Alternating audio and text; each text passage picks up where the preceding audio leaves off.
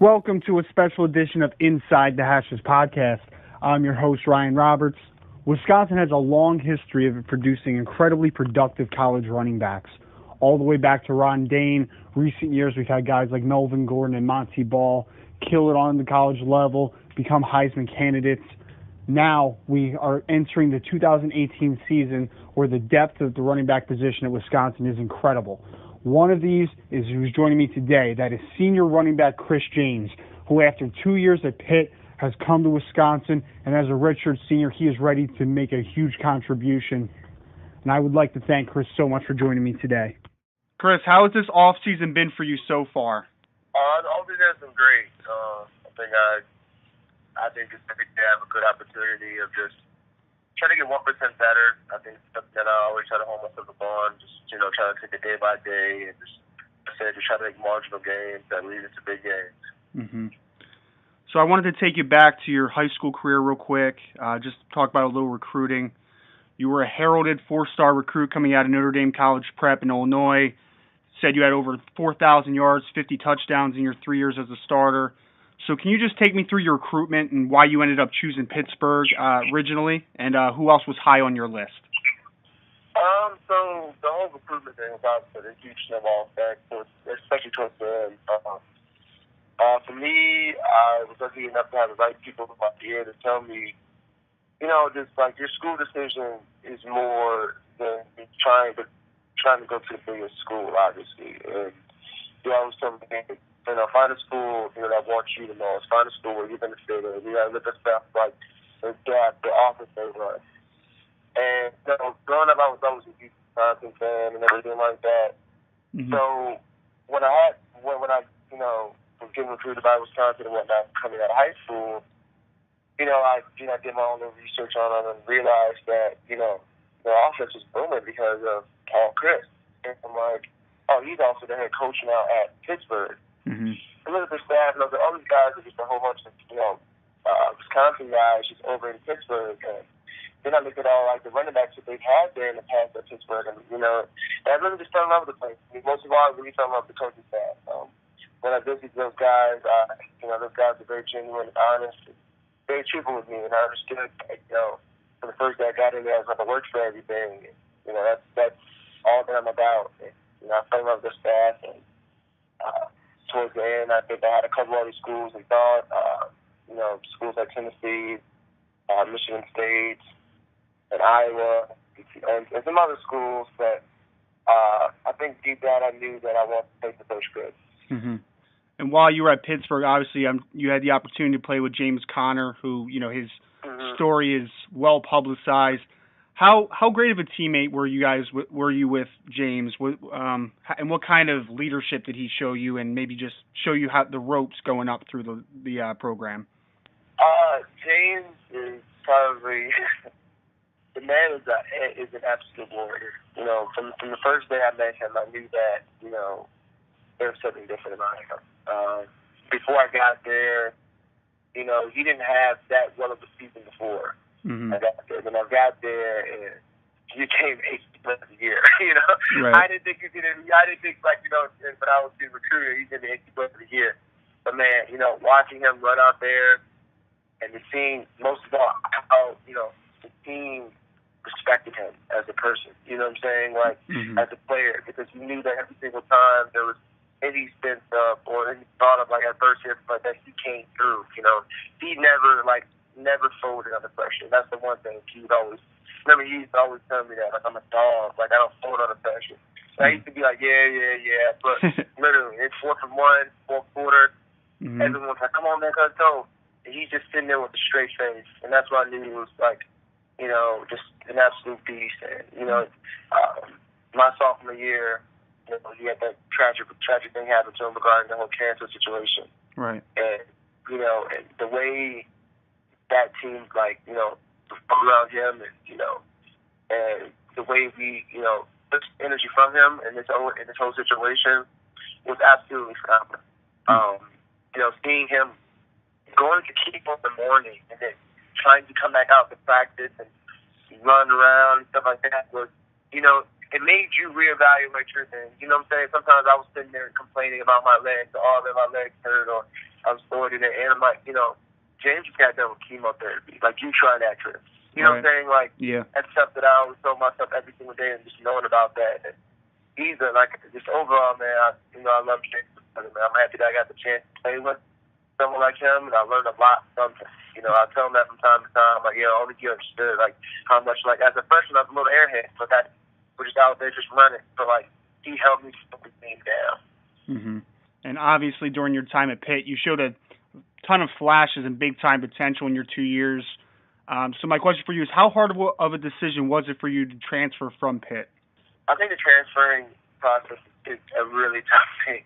I think a lot of people think it's a lot easier than it sounds, like, just split schools and everything like that. But it's just always this thought of, the grass may not be greener on the other side, Mm-hmm. And when that thought came across my mind, I just realized that I wasn't happy there. And that's when, obviously all my coaches recruited us there.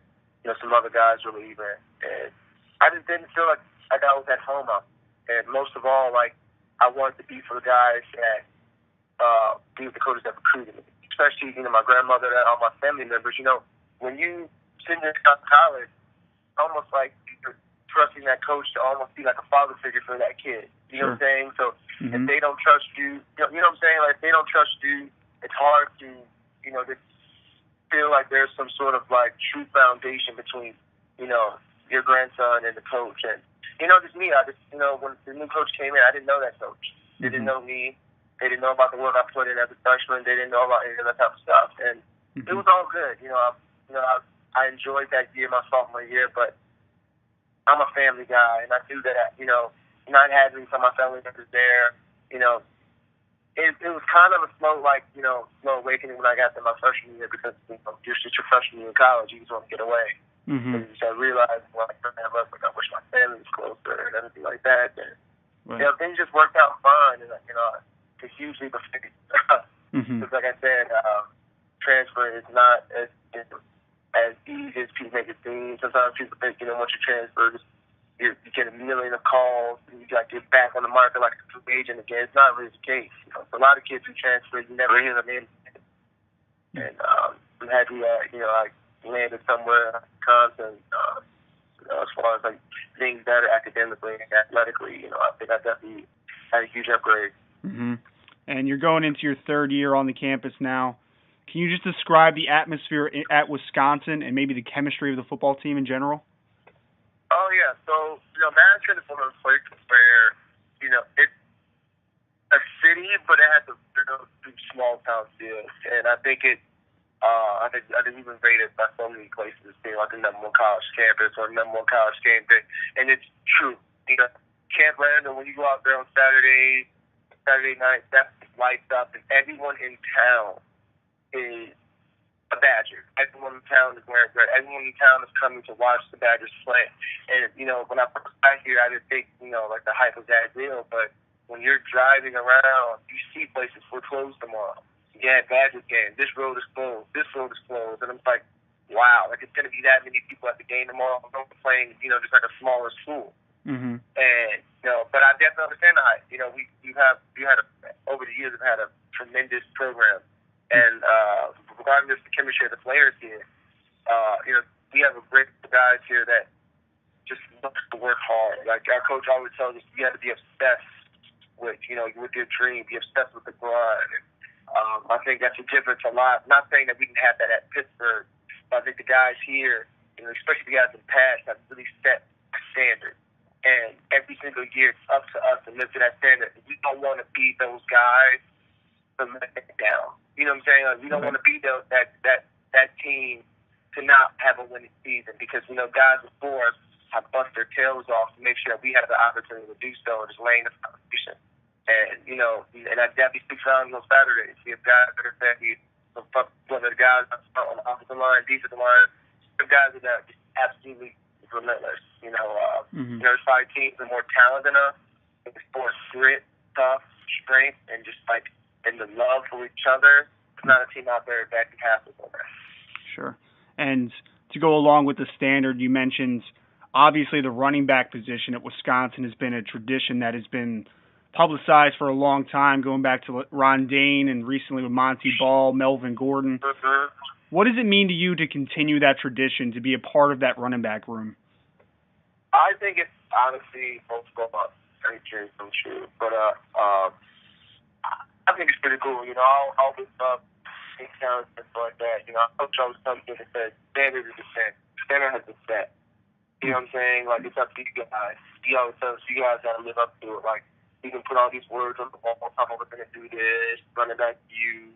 But, you know, those are just words until we bring that into life.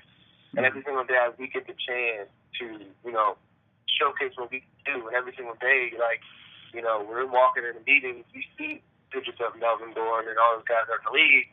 And, you know, I use it as motivation. Like, you know, one day I want to be up on that wall. You know what I'm saying? Like, right. I want to be that guy. And luckily for me, we truly have that opportunity. Not a lot of guys have that opportunity at, you know, a platform like this, at a school like this. So, you know, for me, it's definitely motivation. I think it's definitely something that I feed off that as well, knowing that, you know, all the odds are. It tells us, you know, everyone's going to be gunning for you guys. It's Wisconsin. Every defense in America knows we're going to run the ball. You know, like, that's what we're going to do. You guys got to be ready. And let's go personally to your game. Can you just describe yourself as a player for the listeners? What are you consider to be some of your biggest strengths? So I think definitely versatile back. I wouldn't, you know, I don't think of myself as just being, you know, speed back or power back. You know, 220. You know, I can run fast and I can run the ball hard as well. So I think I'm definitely capable of doing a little bit of everything. I'm definitely versatile enough to catch the ball. I think that's something that not a lot of people know that I can do, but like I really can. That's something that I really like, take pride in, and everything like that. And I think most of all, throughout my career, I've always been trying to be the explosive playmaker. You know, why have a 10 to 15 play drive if you can make a 3-play drive because you broke a tackle and took it 60 50. So right. That's my way of thinking. I'm like, man, look, like, take a move and go. Like, that's my type of thing. Be versatile, be explosive most of all. Mm-hmm. And you're in like we already mentioned, an incredible running back room. You guys have yourself, Jonathan, Taywan, Bradrick, Garrett.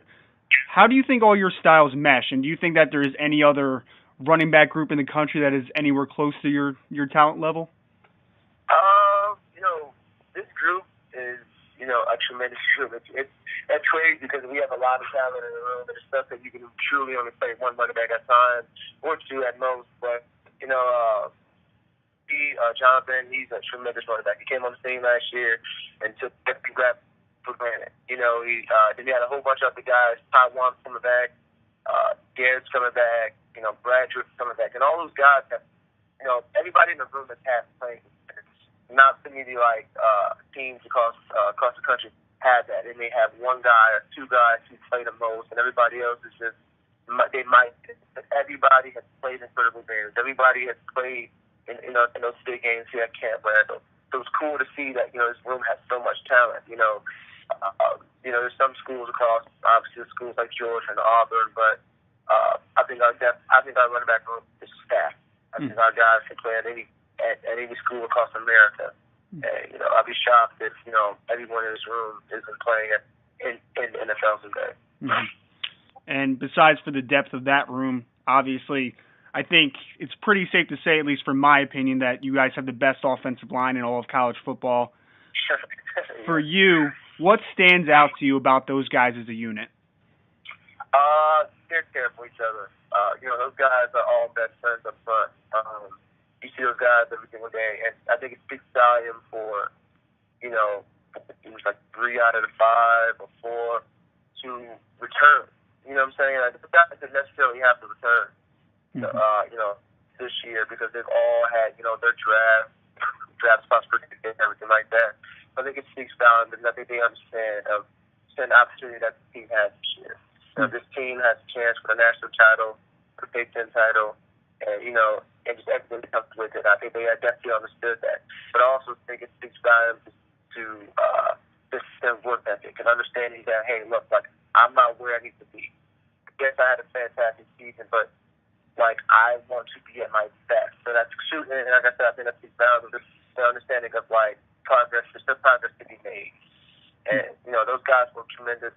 Those guys work tremendously hard every single day. Like, when you see these guys go out there, it's some things that when I think about it, I'm like, there's no way you should be able to move that. Like, you're moving around that fast. You're 6'7", 25. Like, but these guys are jumping. They're running. They're going over our speed hurdles with us. And I think it's just, it all come together, especially on Saturday, and watching these guys legit, like, they performance take. And I think it's pretty cool. And, earlier we talked about what you consider to be your strengths. Coming into the 2018 season, what are a couple things that you're most interested in improving? For me, maybe just trusting my skills at the times. I mean, throughout the years, sometimes, like, not saying I've doubted them, but my coach always says, dude, just play ball. Like, you're so-and-so, you run this fast, just run sometimes. I think that's something that I've really been focusing on this year is just letting loose. Like, maybe not thinking as much. And I think that comes also with, like, playing as much as being a senior. Like, every single year, I feel like the game has slowed down a little more for me because, you're starting to get everything, and once I feel like once you start to get everything, then I guess then you can play faster because to get everything, that means you don't have to think as much. So, for me, I just want to go out there and let it loose, play hard for my team. And that's it. Try to be explosive as I can be versatile. My main thing is whatever what needs me to do, whatever he needs me to play, like, I want to do that. If he wants me to go out there and third down and out to catch the ball, as long as he wants to get him happy with it. If he wants me to go down there and want to go catch him, I'm going to get it. And every year is a clean slate. There's expectations, obviously. For you, what in your mind would make 2018 a successful season? Personally, or just regarding the team? Either one is good. I think overall, I just want to, I think everyone's goal, but, I definitely want to win a national title. I think not selling ourselves short, but, in my mind, like, national title is the number one thing that, I'm going for. Just because I feel like Wisconsin as a whole, we've always been so close. Like, playing in the Big Ten title last year, like, that was just a little peek up. You know what I'm saying? But, like, we want the entire thing. Like, we've gotten so close to it that, it's frustrating at times. I think it also drives us that, hey, man, we got to get that. So, for me, a great season would be us, especially for the seniors, to end this thing and national title. And let's say it's a hypothetical situation. After the season now, you achieved all the goals, team-wise, individually. You're graduated. What's next for Chris James? What's the dream? The dream is to play in the NFL. I think that's obviously everyone's dream, but I also know that, that's a so. So, like I said, my dream is to play in the NFL, and I hope that I get that chance, and hope that, I do get that call someday, and to take advantage of that, and just puts me in a position to, help myself, help my family. And for me, just getting there would be a dream. Like, I'm always a guy too, based on, like, just being real. I get the statistics of guys who make it per year and everything like that. I know that the odds are not in my favor. I feel like they aren't. But it's my job to, prove myself every single day and to beat those odds. And and then after that, that's when the real world kicks in. I'm glad that I'm going to be getting a degree from the University of Wisconsin. Well, last question for you, Chris. I'm going to continue with the hypothetical for the last one. Let's say you do get that call, you do get that opportunity, everything works out for you. My question is, being from Illinois, is there a dream team that you may want to play for most all? Were you a big Bears fan growing up, maybe?